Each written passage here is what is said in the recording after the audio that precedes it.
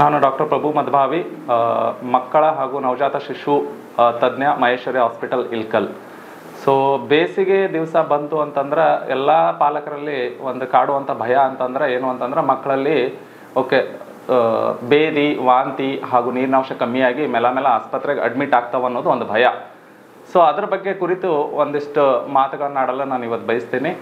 So ನಾವು ಚಿಕ್ಕ ಮಕ್ಕಳು ಅಂದ್ರೆ ಈಗ ತಾನೇ ಹುಟ್ಟಿದ ಮಕ್ಕಳಲ್ಲೂ ಸಹಿತ ನಾವು ಬೇಸಿಗೆ ದಿವಸ ನೋಡ್ತೀವಿ 2 ಅಥವಾ 3ನೇ ದಿವಸಿಗೆ ಬೇಸಿಗೆಯಲ್ಲಿ ಜ್ವರ ಬಂದು ಅಡ್ಮಿಟ್ ಆಗ್ತಿರ್ತಾವೆ. ಸೊ ಅದಕ್ಕೆ ಮುಖ್ಯವಾಗಿ ಕಾರಣ ಏನು ಅಂತಂದ್ರೆ ಬೇಸಿಗೆಯಲ್ಲಿ ಮಕ್ಕಳಲ್ಲಿ ನೀರಿನಂಶ ಜಾಸ್ತಿ ಹೊರಗಡೆ ಹೋಗ್ತದೆ. ಆಮೇಲೆ ಸರಿಯಾಗಿ ಫಸ್ಟ್ 1-2 ದಿವಸ ತಾಯಿಯಲ್ಲಿ ಹಾಲು ಉತ್ಪಾದನೆ ಆಗೋದು ಒಂದು ಸ್ವಲ್ಪ ಕಮ್ಮಿ ಇರ್ತದೆ, ಅಥವಾ ಸರಿಯಾಗಿ ಹಾಲು ಉಣಿಸಿಲ್ಲ ಅಂತಂದ್ರೆ ಮಕ್ಕಳಲ್ಲಿ ನವಜಾತ ಶಿಶುಗಳಲ್ಲಿ ನೀರಿನಂಶ ಕಮ್ಮಿ ಆಗ್ತದೆ. ಸೊ ಕಮ್ಮಿಯಾಗಿ ಜ್ವರ ಬರೋಕ್ಕೆ ಕಾರಣ ಆಗುತ್ತೆ. ಆಮೇಲೆ ಜ್ವರ ಬರುವುದಂದ್ರೆ ಮತ್ತೆ ಈ ಗಿಮ್ನಿ ಜಾಸ್ತಿ ಆಗುತ್ತೆ.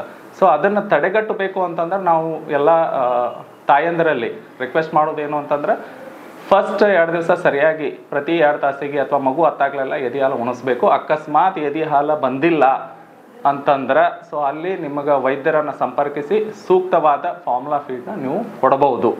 ಓಕೆ. ಆಮೇಲೆ ಮಕ್ಕಳಲ್ಲಿ ಬಂದ್ರೆ ಈಗ ಬೇರೆ ವಯಸ್ಸಿನ ಮಕ್ಕಳಲ್ಲಿ ಸೊ ಅವು ಏನು ಮಾಡ್ತಾರೆ, ಬೇಸಿಗೆ ದಿವಸದಾಗ ಮೆಲ್ಲ ಅವಕ್ಕೆ ಬಾಯಾರಿಕೆ ಆಗ್ತದೆ.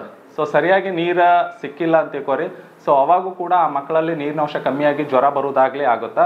ಆಮೇಲೆ ಬಾಯಾರಿಕೆ ಆಗೋದ್ರಿಂದ ಅಕಸ್ಮಾತ್ ಮಕ್ಕಳು ಬೇರೆ ಎಲ್ಲ ಕಡೆಯಿಂದ ನೀರು ಕುಡಿಯೋದ್ರಿಂದ ಸೊ ಅಕಸ್ಮಾತ್ ಆ ನೀರಿನ ಸ್ವಚ್ಛತೆ ಕಾಪಾಡಿಕೊಂಡಿಲ್ಲ ಅಥವಾ ಅಂಥ ನೀರನ್ನು ಕುಡಿದು ಅಂತಂದ್ರೆ ಮಕ್ಕಳಲ್ಲಿ ವಾಂತಿ ಭೇದಿ ಜಾಸ್ತಿ ಆಗುತ್ತೆ. ಸೊ ವಾಂತಿ ಭೇದಿ ಜಾಸ್ತಿ ಆಗೋದ್ರಿಂದ ಸಹಿತ ಮಕ್ಕಳಲ್ಲಿ ನೀರಿನಂಶ ಕಮ್ಮಿಯಾಗಿ ನಿರ್ಜಲೀಕರಣ, ಡಿಹೈಡ್ರೇಷನ್ ಇಂದ ಮಕ್ಕಳು ಆಸ್ಪತ್ರೆಗೆ ಅಡ್ಮಿಟ್ ಆಗೋದು ಬಹಳ ಅದ.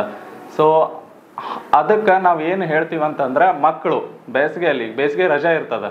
ಸೊ ಅದನ್ನೆಲ್ಲ ಪ್ರಿವೆಂಟ್ ಮಾಡಬೇಕು ಅಂತಂದ್ರೆ ನಾವು ಪೇರೆಂಟ್ಸಲ್ಲಿ ರಿಕ್ವೆಸ್ಟ್ ಏನು ಅಂತಂದ್ರೆ ಮಕ್ಕಳು ಹೊರಗಡೆ ಆಟ ಆಡಬೇಕು ಅಂತಂದ್ರೆ ಬೆಳಿಗ್ಗೆ 11 ಒಳಗಡೆ, ಸೊ 11ರಿಂದ 4 ಗಂಟೆವರೆಗೂ ಉಷ್ಣ ಜಾಸ್ತಿ ಇರೋದ್ರಿಂದ ಹೊರಗಡೆ, ಸೊ ಆ ಪೀರಿಯಡಲ್ಲಿ 11 ಗಂಟೆಯಿಂದ 4 ಗಂಟೆ, ಸಾಯಂಕಾಲ 4 ಗಂಟೆಯಿಂದ 4 ಗಂಟೆವರೆಗೂ ಮಕ್ಕಳನ್ನ ಆದಷ್ಟು ಹೊರಗಡೆ ಬಿಡಬಾರ್ದು.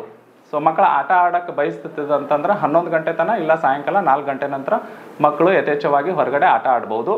ಆಮೇಲೆ ಮಕ್ಕಳು ಹೊರಗಡೆ ಆಟಕ್ಕೆ ಹೋದಾಗ ಸೊ ಪ್ರಿಫರಬಲಿ ನೆರಳಿನಲ್ಲಿ, ಗಿಡದ ನೆರಳಾಗಿರ್ಬೋದು ಅಥವಾ ಗೋಡೆ ನೆರಳಾಗಿರ್ಬೋದು, ಅಂಥ ನೆರಳಲ್ಲಿ ಆಟ ಆಡಬೇಕು.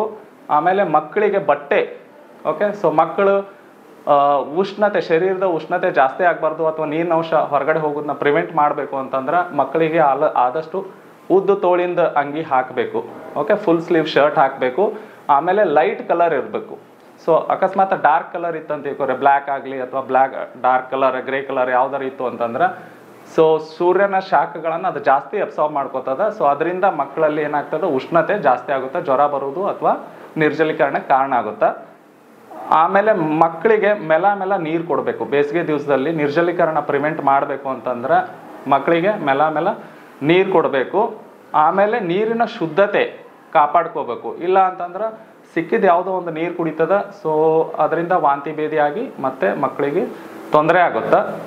ಇನ್ನು ಊಟ ಉಪಚಾರಕ್ಕೆ ಬಂದ್ರೆ ಸೊ ಮಕ್ಕಳಲ್ಲಿ ಕೆಲವೊಂದು ಸೀಸನಲ್ ಫ್ರೂಟ್ಸ್ ಬರ್ತಾವ್ರಿ ಬೇಸಿಗೆ ದಿವಸದಾಗ. ನಿಮ್ಗೆ ಕಲ್ಲಂಗಡಿ ಆಗಿರ್ಬೋದು, ಕರ್ಬೂಜ ಆಗಿರ್ಬೋದು, ದ್ರಾಕ್ಷಿ ಆಗಿರ್ಬೋದು.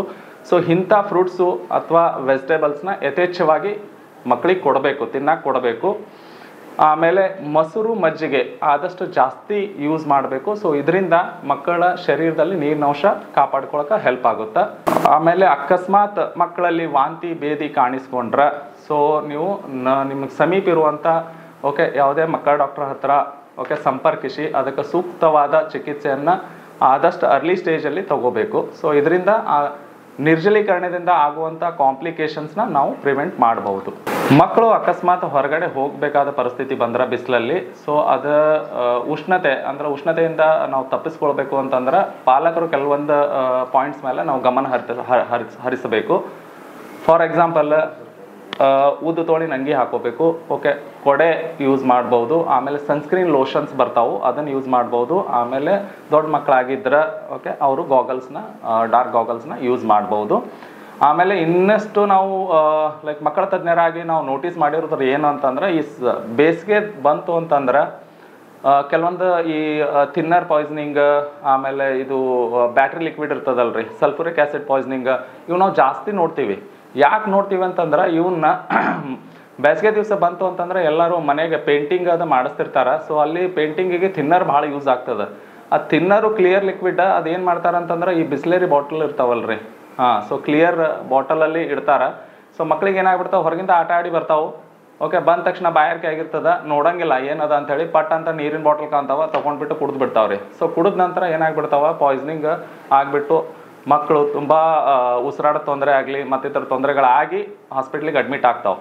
ಸೊ ಅದು ನಾವು ಪ್ರಿವೆಂಟ್ ಮಾಡಬೇಕು ಅಂತಂದ್ರೆ, ಸೊ ಎಲ್ಲ ಪಾಲಕರಲ್ಲಿ ವಿನಂತಿ ಮಾಡೋದು ಅಂತಂದ್ರೆ, ದಯವಿಟ್ಟು ಈ ಸಲ್ಫ್ಯೂರಿಕ್ ಆ್ಯಸಿಡ್ ಅಂದ್ರೆ ಬ್ಯಾಟ್ರಿ ನೀರು ಅಂತಾರಲ್ರಿ, ಅದು ಆಗಲಿ ಅಥವಾ ಥಿನ್ನರ್ ಆಗಲಿ, ಸೊ ಅವನ್ನ ದಯವಿಟ್ಟು ಈ ಕ್ಲಿಯರ್ ಬಿಸ್ಲೇರಿ ವಾಟರ್ ಬಾಟಲಲ್ಲಿ ತುಂಬಿಡಬಾರ್ದು. ದಯವಿಟ್ಟು ಅದನ್ನು ಬೇರೆ ಬಾಟಲಲ್ಲಿ ತುಂಬಿಡಬೇಕು. ಆಮೇಲೆ ಅದ್ರ ಮೇಲೆ ಕ್ಲಿಯರಾಗಿ ಲೇಬಲ್ ಮಾಡಬೇಕು ಅದು ಏನದ ಅಂತ ಹೇಳಿ. ಅದು ಅಲ್ಲದೆ ಮಕ್ಕಳಿಗೆ ಕೈ ಎಟುಕುವ ರೀತಿಯಲ್ಲಿ ಅದನ್ನು ದಯವಿಟ್ಟು ಇಡಬಾರ್ದು. ಸೊ ನಾವು ಇಷ್ಟು ಮಾಡಿದ್ದೇ ಆದರೆ ನಾವು ಬಹಳಷ್ಟು ತೊಂದರೆಗಳನ್ನು ನಾವು ಮಕ್ಕಳಲ್ಲಿ ಆಗೋದನ್ನು ತಪ್ಪಿಸಬಹುದು. ಇನ್ನಷ್ಟು ಅಪ್ಡೇಟ್ಗಳಿಗಾಗಿ ಫಾಲೋ ಮಾಡಿ ವಿಜಯ ಧ್ವನಿ ನ್ಯೂಸ್.